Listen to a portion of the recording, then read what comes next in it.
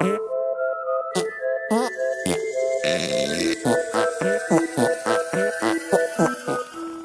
everyone, my name is Hadash Demiurge, and I wanted to make this video to document the response to a recently published satirical article of mine titled Kakig, or Why the Western Armenian Dialect Should Not Be Preserved. While many found it amusing and somewhat informative, some were outraged. Why are you laughing? She's outraged! Calling it offensive and disrespectful.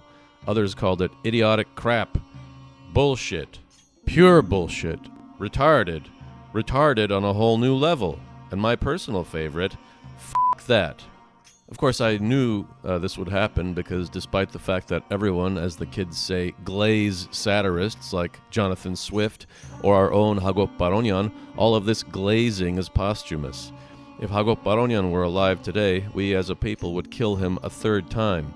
Why a third time? Because if you know anything about Baronyan's life, the combination of indifference and hostility starved the man to death, and then he was killed a second time when his death was widely ignored, and within a few years his burial place was completely forgotten. And so I know better than anyone that satire is never safe. In this video, I won't really be defending or expanding on what I've written in the article, since I've already said what I wanted to say in the way that I wanted to say it, and anyone who actually reads it will come away with a clear idea of both its meaning and what motivated me to write it, all spelled out in these things called words, which when grouped together make sentences, which when put in rows relay ideas. And these ideas, if followed, will lead you straight to the Platonic realm of ideas, where you might well come face to face with the idea of the good, the universal mind, with God. So, instead of doing that, I'd like to share some of the responses which I think are both funny and in many cases do a better job of proving my point by trying to disprove my point than I ever could have proved my point by actually trying to prove my point. Case in point, this comment. Western Armenian is closer to Old Armenian than Eastern Armenian. I'm definitely sure the king called himself Kakig. Kak as a word for excrement is a relatively new introduction to Armenian and is used as slang. Old cross stones in Armenia are written in Western spelling, and the original sounds of the alphabet, Aip, Pen, Kim, Ta, is preserved in certain words in Eastern Armenian without them realizing it. This comment conclusively proves the point at the outset of the article, namely that many Western Armenian speakers don't know why the language sounds the way it does, and that those who do know don't care, but that those who don't know should know, and those who don't care should care. This comment falls squarely in the don't know category.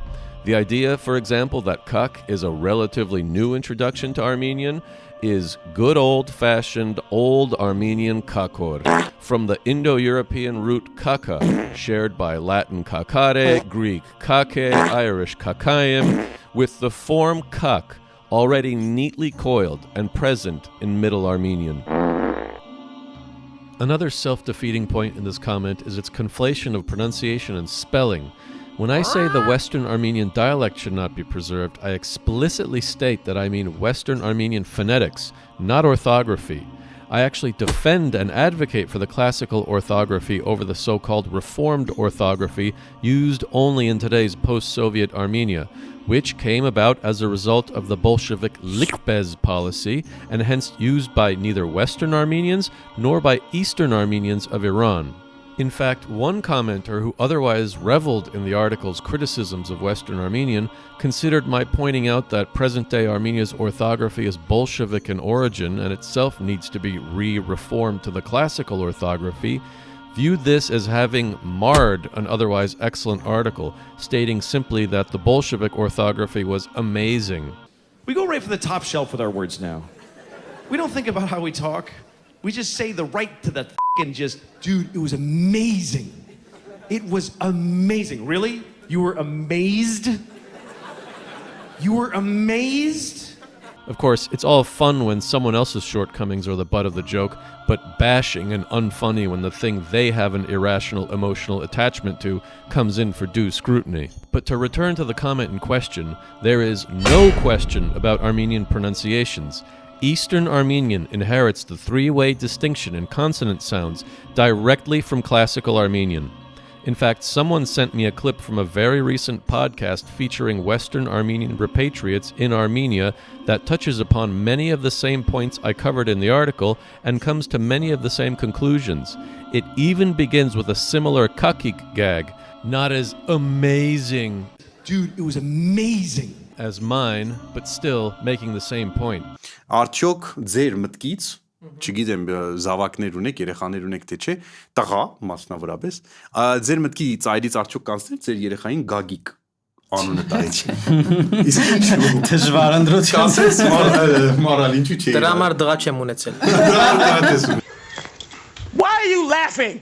She's outraged. Բայց ինչու՞ մի հատ կասես Գագիկը արևմտահայերեն հնչյունաբանությամբ, ինչպես կարտասաներ։ Քակիկ։ Ահա, Kakig։ Այսինքն գն դառնում է K։ Գիմ, այո, գիմ գրափարյան գիմը քիմ է արդեն արևմտահայերենի մեջ, արևելահայերենը G։ Հիմնական այո, ես նաև այդ ուսուցանեմ համալսարանի մեջ երկշարք եւ երաշարք հնչյունաբանությունը, որ արևելահայերենը շարունակական ժառանգած է գրափարեն ինչպես որ է, իսկ արևմտահայերենը արդեն աշխարհափարը չցևավորված երկշարքի միտումներ եղած են, նույնիսկ ավելի վաղ գրություններում մեջ, եւ այդպես, այսինքն դարձած է բարձ P, B, այդ միջին հնչյունները չունենք, K, G. The guest, Avedis Aposyan, then goes on to give his vision of a united standard Armenian, a combination of the best in Eastern Armenian and what is best in Western Armenian. Western Armenian would contribute its purified Armenian vocabulary, which is more scrupulous about coining equivalents for foreign words, and Eastern Armenian would contribute its pronunciations. Դե հնչյունաբանությունը միանշանակ արևմտահայերենը բարդված է, պիտի որտեվ գրափարը երաշարք է, արևելահայերենը երաշարք է, արևմտահայերենը պիտի դառնա երաշարք։ Հետաքրքրական է։ This brings up another point brought up in yet another comment, one which acknowledges Western Armenians' drift from Classical Armenian, but makes a straw man argument in which I supposedly claim this shift occurred in the 19th century. Nowhere do I say such a thing. What I did, and this was the centerpiece of the article, was to draw attention to the remarkable parallel between the so-called Armeno-Turkish script used by Turkish Armenians in the Ottoman Empire and modern standard Western Armenian pronunciations. I noticed that the very same letters which are redundant and vestigial in Western Armenian and are a nightmare to students of Western Armenian during the absolute crapshoot of a spelling test, trying to decide which identical sounding letter goes with which word, happen to be the very same letters which are not used in the Turkish language and not present in the standard Armeno-Turkish alphabet. I never said when this occurred, only that it clearly must have occurred, and that as a result, modern standard Western Armenian pronunciations make the language sound like the Turkish language, similar to how the Persian Armenian dialect sounds similar to the Persian language.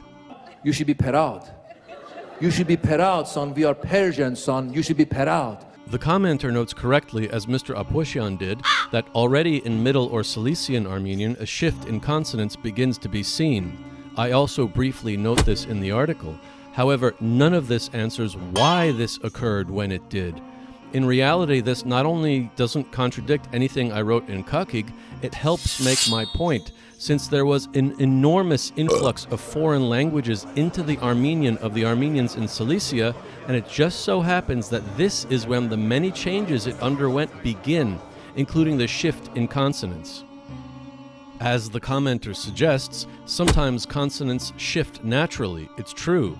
Certain fixed linguistic principles like betacism, in which B's turn into V's and V's turn into B's, occur all the time in many different languages across different time periods.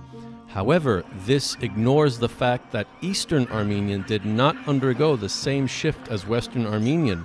As such, it was not due to some natural shift in a vacuum that Middle Armenian began a shift towards the simpler two-way distinction.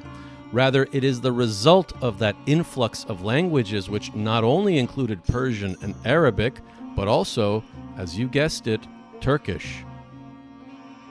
But even comments that were favorable to Kakig were rife with hypocrisy, even if the hypocrisy wasn't obvious at first blush.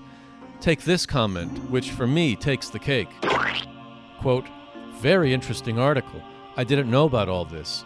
But Reddit being Reddit, people comment based on the title and a few top comments, which themselves were written based on the title.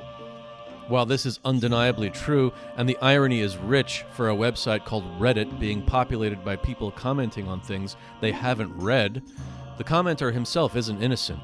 I actually recognized the name because 8 months earlier, another article of mine titled Pure Language, the Positive, Negative, and Neutral of Armenian Language Contact was published. And the same commenter, now complaining about people making lazy snap judgments based on a title without having read the piece, several months earlier wrote from his lofty position of top comment, quote, my God, this is too long to read, let alone discussing the Armenian language in English is, let's say, meh? We said meh. M-E-H. Meh. Hypocrisy number 1. Kakig also discusses the Armenian language in English, but it's not meh, it's very interesting. Why the double standard? Hypocrisy number 2. How is judging an article based solely on its title without having read it different from judging one based on its length without having read it? Read it? He doesn't judge books by their front cover, he judges them by their word count. Damn, boy. Damn, boy, he's thick. Boy, that's a thick-ass boy. Damn. I guess that's just Reddit being Reddit. I don't know. Race is so important to everybody. It seems. I don't give a shit about people's race. I don't care at all. I just go by weight, you know. But and I'm pretty firm about my rules in that area. But to be fair, I understand the sentiment. A favorite motto of mine is from the Greek poet and scholar Callimachus, who said, "Mega biblion, mega kakon," which translates to, "A big book is a big evil." By the way, kakon meaning bad or evil relates back etymologically all the way back to that good old Armenian word.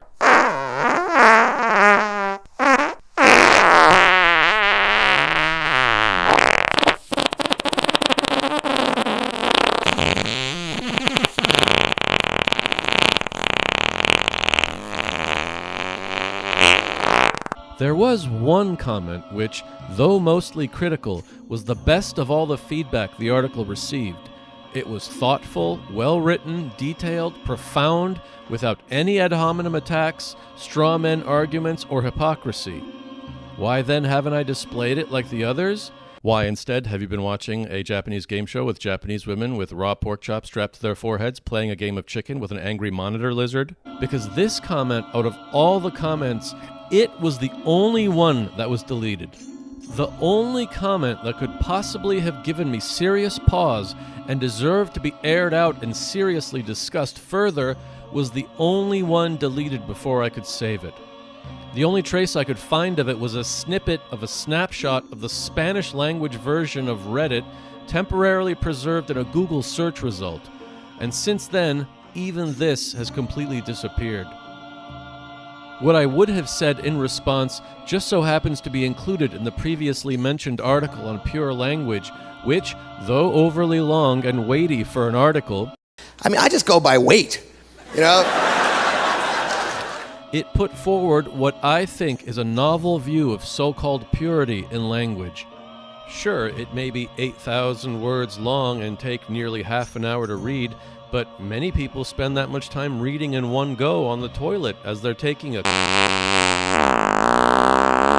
Which brings us to the very last comment I'll mention, which was also the very last comment left on the Armenian Weekly's page.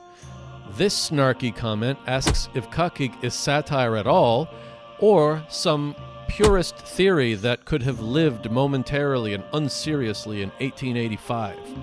To which I say, why not both? But I'm not an old-fashioned purist. I'm a purist. My ideas can't be placed in any pre-existing category on either side of any issue. It's never one or the other, but always both.